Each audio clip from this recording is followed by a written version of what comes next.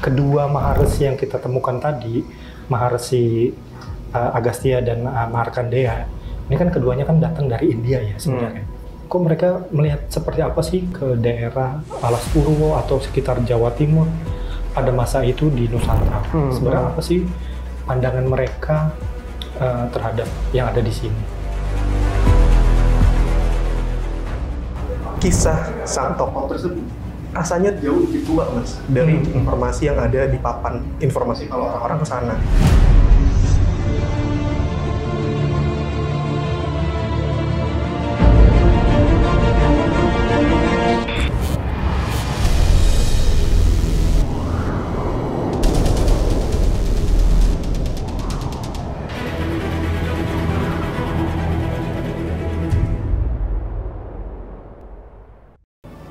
Assalamualaikum warahmatullahi wabarakatuh. Waalaikumsalam.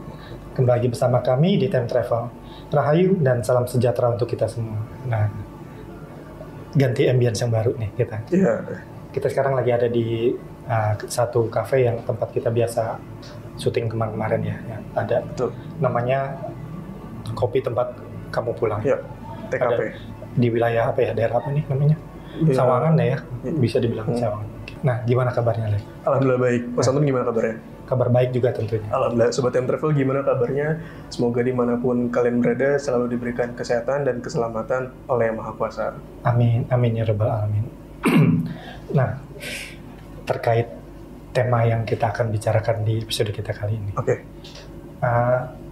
Beberapa waktu yang lalu, aku kan lihat ya ada satu referensi lah ya di internet itu terkait satu daerah yang ada di ujung timur Pulau Jawa, satu tempat yang mungkin semua sobat Time Travel juga udah tahu, Alif juga udah tahu, itu tentang Alas Purwo. Nah, Alif waktu itu juga udah pernah ya penelusuran ke sana, cuman tidak bersama aku ya. Aku kayaknya nggak ada waktu itu deh. Lupa. Nah, Alif kayaknya sendiri atau sama Mas Amin deh kalau nggak salah. Nah, sobat Time Travel, ada beberapa hal yang ketika aku melihat referensi tentang Alas Purwo itu, ada beberapa hal yang membuat aku tuh jadi bertanya-tanya. Misalnya kayak begini, semua orang kan tahu kayak kalau misalnya Alas Purwo itu terkait dan banyak dikenal orang itu sebagai satu tempat yang mistis, terus kemudian penuh dengan misteri, angker, wingit, atau juga mungkin sakral ya kali ya di masa sekarang gitu. Nah, yang bikin aku tergelitik di sana adalah di Alas Purwo itu ternyata dengan sejumlah apa ya, yang predikat yang melekat dengan hutan tersebut, ternyata ada keberadaan pura loh, Liv. Pura yang hingga masa sekarang itu masih tetap dipakai juga untuk peribadatan sampai masa sekarang. Nah, yang bikin aku jadi penasaran, kok bisa ya di tempat sesuatu yang angker, wingit, atau mungkin ini ada satu tempat peribadatan di sana gitu. Nah, kalau dari cerita yang aku telusuri di sana, kok bisa ya ada tempat pura di sana? Itu masyarakat di sana tuh meyakini bahwa ada satu cerita bahwa dulu ditemukan situs yang terpendam di daerah situ, ditemukan sekitar tahun 1968 lah ya. Ditemukan ada situs di situ dan kemudian dieskavasi lah ya. Jadi sebenarnya ada banyak tinggalan-tinggalan arkeologis yang ada di hutan Alas Purwo. Nah, aku kan selalu mengaitkan kalau misalnya Alas Purwo itu dari maknanya saja udah berarti hal-hal yang tertua, yang awal mula gitu. Nah, bahkan orang-orang di sana menyebutnya bahwa jangan-jangan tinggalan arkeologis yang mereka temukan, batu-batuan yang purba yang mereka temukan itu juga salah satu bangunan tertua yang ada di Pulau Jawa. Nah, menurut pandangan Alif nih, ada cerita nggak sih, Alif, sebenarnya di masa lalu yang mengaitkan dengan cerita tentang awal mula batuan atau struktur bangunan yang ada di Alas Purwo? Oke, bismillahirrahmanirrahim. Mungkin ada hal yang Mas Anton lupa atau mungkin belum disampaikan. Kalau kita bicara Alas Purwo, terus ada tinggalan situs-situs itu, ada beberapa cerita rakyat atau bahkan ada literasinya yang cukup melekat bagi masyarakat Nusantara, khususnya untuk Jawa dan Bali, yang mana ada kisah tentang beberapa resi yang udah pernah ke sana. Betul. Salah satunya itu Markandeya. Oke. Pokoknya ada banyak sekali sebenarnya orang-orang tokoh-tokoh suci di masa lalu tuh ada hubungannya, misalnya ya Empu Kuturan, terus ada juga Empu Barada. Bahkan juga aku menemukan ada namanya Maharsi Agastya, tapi nanti itu kita bahas nanti deh. Ya, pandangan Alif secara spirit dulu deh. Ada hubungannya nggak sih kejadian itu di masa lalu? Pembangunan struktur yang besar. Gini. Kalau dari yang saya lihat, untuk persoalan dari pembangunan struktur batu-batu yang ditemukan dan sebagainya, kebetulan saya nggak dikasih gambarannya. Tapi ada cerita entah ini di masa kapan, tapi rasanya ini cukup lampau, cukup tua masanya. Ada satu cerita yang saya tuh diperlihatkan, saya ngelihat secara spirit, ada salah satu tokoh ini seperti seorang bapak-bapak lah ya gitu, dengan pakaian-pakaian yang bagus, kain-kain yang dililit ke tubuhnya, tapi sederhana.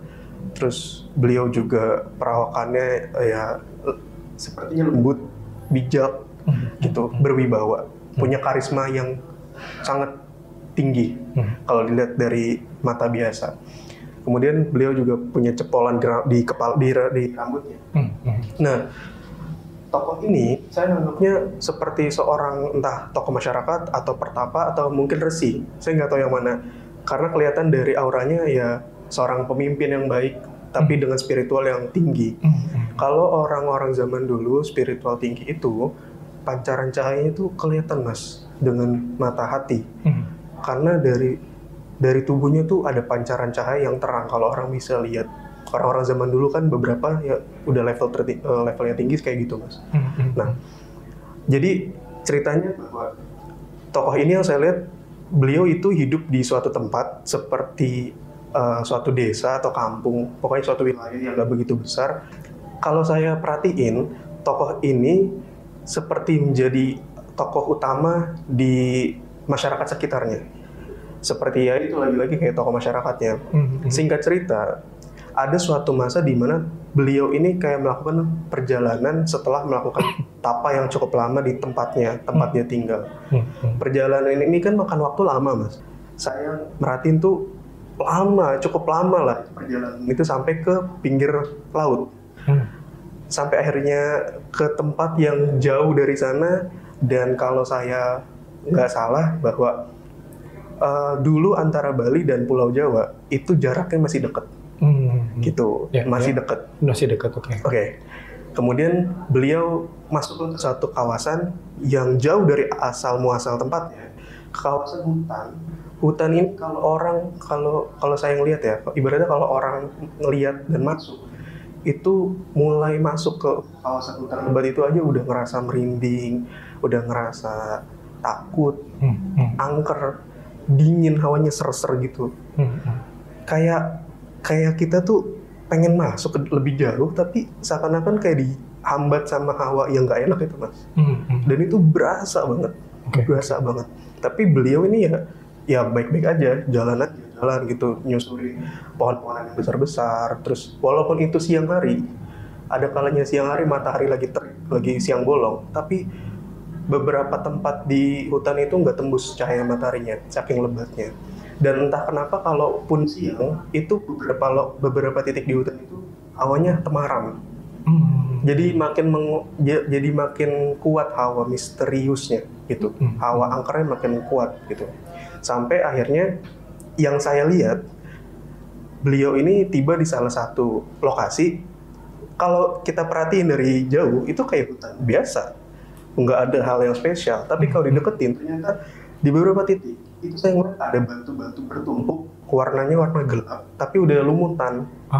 Gitu. Jadi kayak ada tumpukan-tumpukan batu lah. Entah orang bilang ada punden berunda kah atau apa. Tapi saya ngeliat itu kayak tumpukan-tumpukan batu besar, warnanya warna gelap, tapi kebanyakan ketutupan lumut gitu. Dan itu cukup banyak di beberapa titik itu. beliau ke situ, terus entah ada sesuatu apa yang diinformasikan kepada beliau, intinya beliau tuh di situ bersih tempatnya dengan caranya beliau ya. Sampai akhirnya beberapa waktu kemudian saya dikasih lihat lagi kalau setelah beliau pertama kali ke situ, akhirnya beliau cukup lama menetap di sana. Awalnya saya lihat beliau sendirian mas, gitu, dan memang sendirian pada waktu itu. Di sana ngapain? Saya pernah lihat suatu waktu beliau itu lagi duduk di atas batu yang cukup datar, duduk bersila, merem aja. Dan seakan-akan kalau kita masuk ke areanya beliau itu udara tuh kayak nggak muter mas. Jadi kayak seakan-akan kayak berhenti, kayak punya ruangan sendiri. Padahal kalau di luar itu kita ngerasa merinding. Tapi kalau semakin deket ke tempat beliau bertapa, itu semakin adem, semakin enak, semakin tenang, semakin nyaman. Gitu. Keluar lagi, itu merinding lagi mas. Merinding lagi. Gitu. Nah, Liv, di pandangan Alif, hutan Alas Purwo zaman dulu itu benar sepi apa memang ada orang atau ada, kan tadi Alif lihat beliau membersihkan apa ada kayak ada ranting gitu. Bukan ada struktur ya, apa batu-batuan gitu. Bukankah orang berpikir kalau wah di situ berarti ada tinggalan ya, ada tempat orang tinggal di situ. Nah, waktu beliau datang dalam pandangan Alif, sebenarnya Alas Purwo itu ada kehidupan atau memang pure nggak ada apa-apa? Gitu. Alas Purwo kan luas ya mas ya, luas sekali. Bahkan sekarang jadi taman nasional kan. Iya, 43.000 hektar kalau nggak salah. Iya. Nah, saya kan diperlihatkan ngikutin perjalanan tokoh ini. Saya juga nggak tahu beliau namanya siapa. Saya nggak tahu. Oke. Nah, karena ngelihat perjalanan itu, jadi saya nggak tahu Alas Purwo di tempat yang lain itu apakah ada orang apa enggak. Tapi sejauh yang bisa saya lihat pada waktu itu sepi mas, tapi rame. Ya gini, sepinya itu kalau dalam pandangan mata manusia biasa, alam orang itu hutan mas, hutan gitu. Ya ada kadang-kadang ada kubangan air gitu, terus ada hewan-hewan yang lewat, kicauan burung gitu, biasalah hutan, suara alam. Tapi kalau semakin melihat lebih dalam lagi dengan spirit, itu rame mas. Karena di sana bukan cuman bangsanya manusia, bukan cuman dunianya orang gitu, tapi banyak dunia-dunia yang lain, bangsa-bangsa yang lain gitu, tempat-tempat yang lain lah gitu. Bisa diceritain nggak, Alif, pandangan Alif terhadap apa bahasanya keadaan spiritnya di lokasi tersebut? Gini, kalau pada waktu itu kan cukup lampau masanya. Jadi orang itu ya cuma beliau aja tuh waktu itu saya lihat. Tapi ketika beliau lagi fokus untuk tapa, untuk meditasi, seringkali ada yang datang atau ada paling nggak yang lewat di sekelilingnya. Dan itu sering banget. Baik itu bisa dibilang bangsa halus, bahkan yang bukan, yang lebih daripada itu. Bahkan sampai yang seringkali kita cerita di banyak episode, ada para tokoh-tokoh luhur yang datang atau paling nggak mampir atau lewat situ. Bersinggah di situ. Ya entah bersinggah atau cuma lewat lah gitu. Atau memang tempatnya beliau, saya juga nggak paham. Intinya dalam pandangan manusia itu sepi. Tapi kalau orang itu dikasih lihat, itu sebetulnya luar biasa luas dunianya. Karena bukan cuma dunia kita, ada dunia lain. Setahu saya, dari apa yang saya lihat, kalau semakin orang itu berdiam di tempat yang emang sakral, semakin lama dia semakin merenung, semakin dekat sama yang kuasa, itu semakin dibuka pandangannya terhadap dunia-dunia yang lain gitu. Itu sejauh yang saya tahu.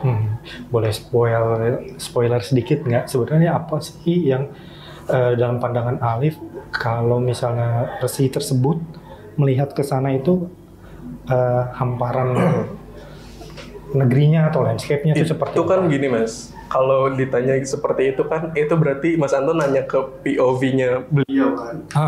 Saya nggak tahu pandangannya beliau seperti apa. Tapi sejauh yang bisa saya lihat, diizinkan, di sana macam-macam mas. Jadi bukan berarti di sana cuman oh maaf ada orang itu di sana kerajaan siluman, kerajaan. Iya betul.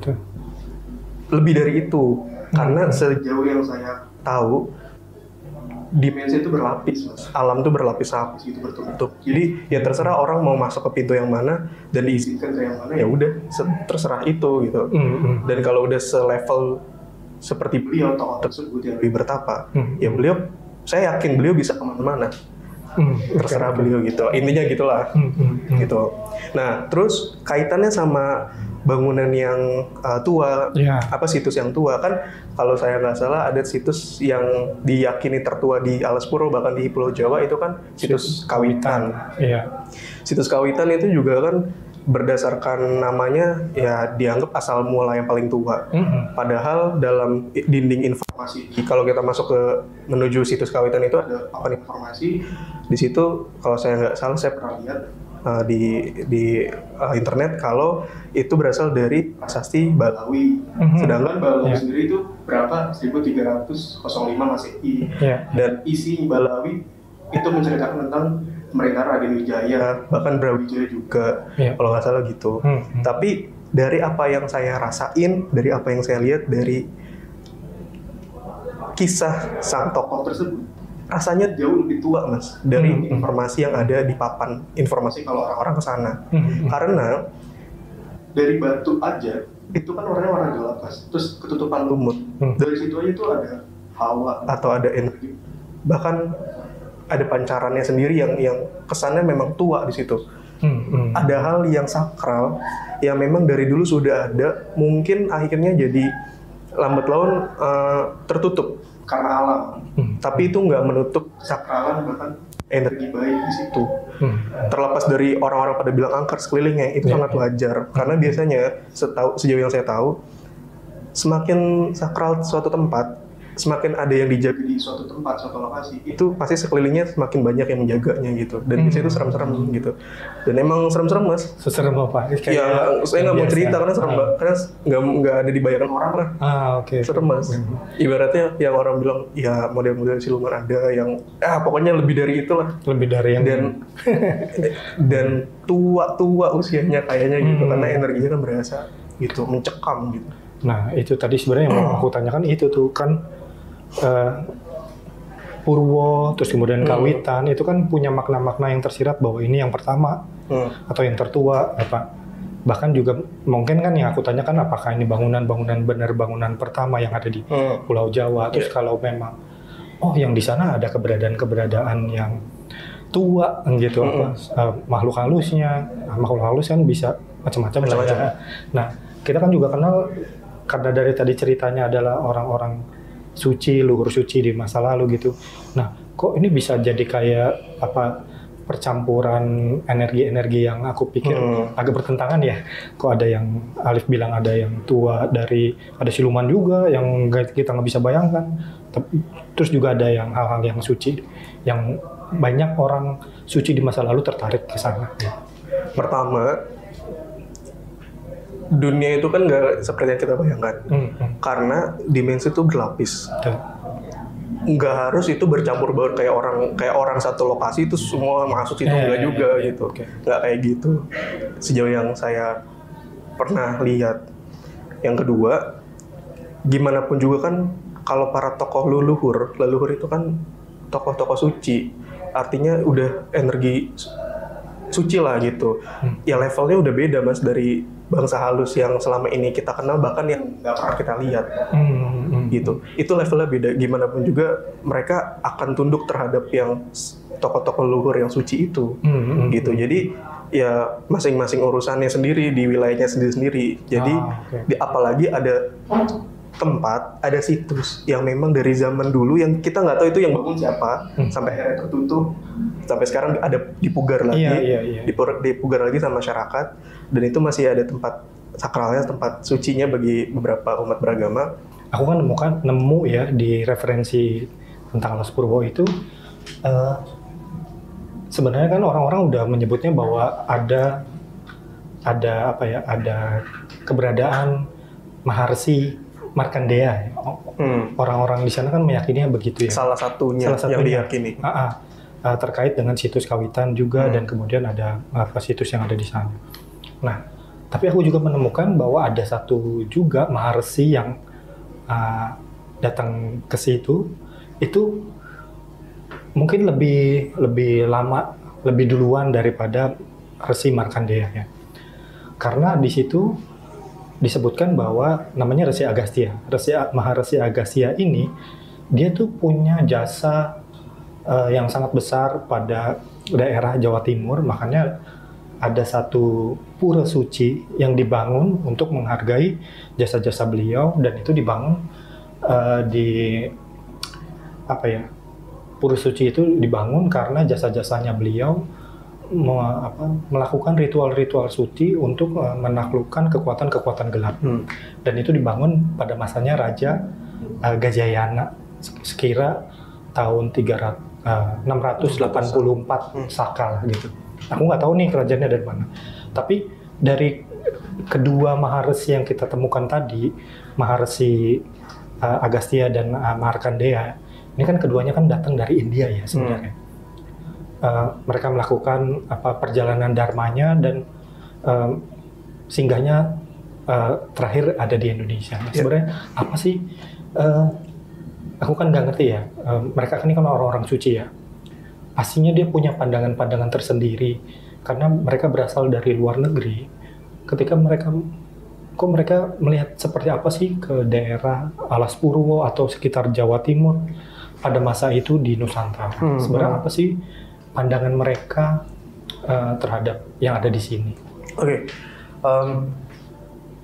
Pertanyaan itu saya jadi ingat ada kisah yang pernah kita angkat tentang perjalanan Pandawa kembali ke tanah leluhur. Ya. Terus ada moyangnya dari Barata. Saya lupa namanya itu siapa. Sakuntala. Iya.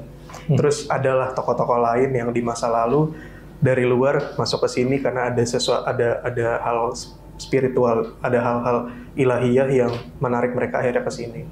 Kalau sejauh dari yang pernah saya lihat, dari apa yang saya pahami, ternyata ketika orang-orang zaman dulu dengan spiritual mereka yang tinggi-tinggi melihat umumnya wilayah Nusantara di zaman dulu tuh kayak ngelihat surga yang jatuh ke bumi gitu, Mas. Tapi susah untuk nembus secara spiritnya, susah untuk deteksi ada apa sebetulnya di dalam sana. Tapi dari kejauhan tuh kerasa tuh ada tarikan, ibaratnya gitulah bahasa sederhana, ada tarikan untuk ke sana. Mungkin ada gerakan hati dituntun untuk ke sana oleh para leluhur, oleh yang maha kuasa. Tapi nggak tahu di sana tuh ada apa. Seakan-akan kayak wilayah Nusantara atau bahkan lebih jauh dari Nusantara itu kayak ketutup oleh kabut tebel yang susah untuk ditembus. Kecuali orang itu harus masuk ke sini gitu.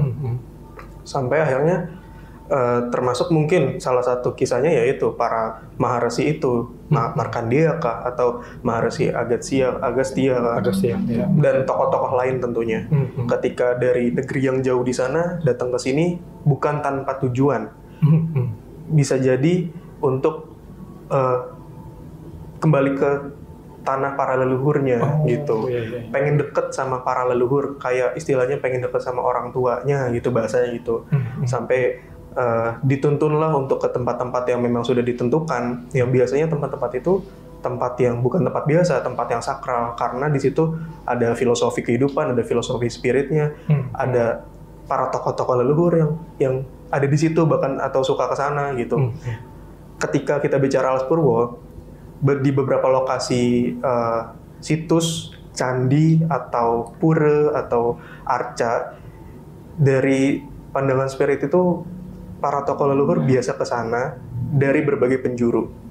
Orang pada bilang ada yang dari selatan, ya bisa. Dari yang tempat-tempat lain juga, ya adalah. Ibaratnya mau ketemu siapa juga bisa ketika orang itu ya diizinkan untuk ketemu. Ya apalagi udah sekelas Maharsi zaman dulu lagi, mendukung alamnya.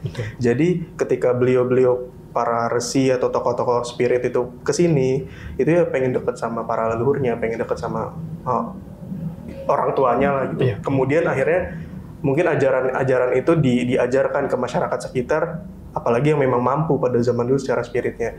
Sampai ya bisa jadi ada bangunan-bangunan itu yang didirikan untuk sebagai penghormatan, sebagai tempat ya simbolis gitu, tempat simbolis untuk dimana orang bisa dekat sama para leluhurnya. Kelestarilah sampai sekarang, walaupun saya yakin itu banyak yang terkubur atau mungkin hilang karena adanya kejadian-kejadian alam atau apapun itu. Iya, betul. Karena waktu saya lihat pada masa tokoh tersebut yang ke sana, tokoh bapak-bapak itu yang ke sana, itu sebetulnya nggak cuma tempat di sekitarnya beliau, Mas. Tapi lebih dari itu ada lagi tempat-tempat yang lain. Oh, di kawasan situ. Dia di kawasan hutan belantara itu. Karena cahayanya kan kelihatan secara spiritnya. Tapi sekarang kan mungkin udah beda, udah ketutup tanah atau apapun, jadi udah nggak terlalu diperhatikan gitu. Apalagi ketika ditemukan ya udah diekskavasi, dibangun ulang, jadi udah beda sama yang dulu. Gitu. Tapi tetap pancarannya tetap ada. Itu sih intinya begitu. Pertanyaan terakhir. Pertanyaan terakhirnya ada lagi nih. Kan berarti dari cerita-cerita yang ada dipercaya masyarakat, terus kemudian yang tadi Alif ceritakan, penelusurannya segala macam gitu, kan jelas ya bertebaran istilahnya jejak-jejak orang leluhur suci di masa lalu. Kok masih berani-beraninya orang datang ke sana, pengasihan bahasanya, kalau pesugihan lah bahasanya gitu. Itu gimana sih sebenarnya? Saya juga leluhur nanggapi yang kayak gitu. Gini, saya pernah nanya juga, sejauh yang saya pahami ya, dimanapun tempat-tempat sakral atau tempat-tempat yang positif pasti ada sisi lain di balik itu. Ya itu udah urusan masing-masing orang dengan niatnya masing-masing. Terus dengan makhluk atau sosok yang memang orang-orang itu temuin, ya lagi-lagi balik ke tadi pembahasan yang awal-awal tuh, di sana ada tempatnya para leluhur. Tapi kan ada yang di bawahnya tuh, yang bangsa-bangsa halus, yang macem-macem lah itu. Ya itu udah urusan masing-masing lah. Gitu, itu udah urusan masing-masing. Jangan sampai ya si orang yang punya niat jelek itu nyebut-nyebut nama para leluhur, karena itu nggak disukai sebetulnya sama beliau-beliau para tokoh leluhur. Kalau urusannya antar si orang ini dengan yang dituju ya terserah, itu udah itu urusanmu lah gitu sama yang di atas gitu. Bahasa kayak gitulah. Itu sih, Mas. Nah, terakhir, ini nanti Mas Anton nutup, sebelum nutup. Sebetulnya tempat-tempat yang seperti di Alas Purwo, situs-situs itu nggak cuma di situ, tapi banyak tempat lain. Dan di sana kan bertebaran tokoh-tokoh spirit juga. Mungkin di episode berikutnya, mudah-mudahan kita bisa bahas hal-hal yang lain. Ya, lebih mendalam. Karena dari informasi yang sering saya lihat tuh di sosmed, nggak tahu gimana, semakin kesini itu banyak situs-situs purba yang makin terungkap. Dan itu tiba-tiba muncul ya. Itu menarik kalau kita bahas di next episode. Itu sih, Mas. Sobat Time Travel, dari menggabungkan apa yang aku dapat dari referensi yang ada di mana-mana, terus kemudian dari penelusuran Alif, cerita yang Alif bertemu dengan para leluhur di sana, aku jadi yakin ya, kayak misalnya Alas Purwo itu kan sebenarnya jadi kayak punya peradaban yang bertumpuk ya. Bahkan ketika yang tadi Alif ceritakan, waktu beliau datang aja dia udah menemukan ada tinggalan ya, ada tinggalan situs lah di bawahnya gitu. Dan kemudian beliau bersihkan. Jadi mau di mana tempatnya sebenarnya ada satu peradaban yang bertumpuk, satu peradaban dengan yang lainnya. Mungkin kita masih bisa lebih mendalam lagi menelitinya sebenarnya itu siapa sih bangunan awalnya gitu. Apakah benar klaim yang dibilang bahwa segala hal yang berhubungan dengan Alas Purwo, termasuk Pura Kawita, situs Kawitan, itu jadi kayak jangan-jangan ini bangunan yang pertama gitu. Bisa jadi begitu, bisa jadi enggak gitu. Makanya butuh penelitian yang mendalam terkait dengan kawasan tersebut. Dan juga ini ya, setiap masa, setiap cerita itu menampilkan para tokohnya masing-masing ya.